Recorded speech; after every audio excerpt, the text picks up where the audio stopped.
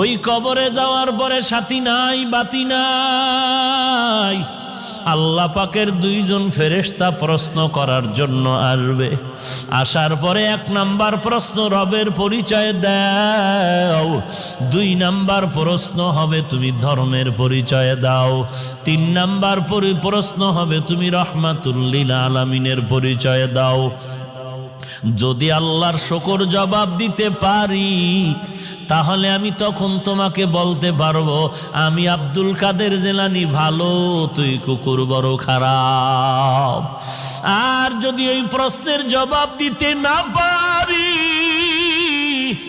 তখন আমার কবর হয়ে যাবে জাহান্নামের আগুন। ১টা নয়, ২টা নয়, ৭০ থেকে ৯৯টা সাপ কবর ভরে যাবে। ২ পার্শ্বের মাটির চাপ। তখন আমি জবাব দিয়ে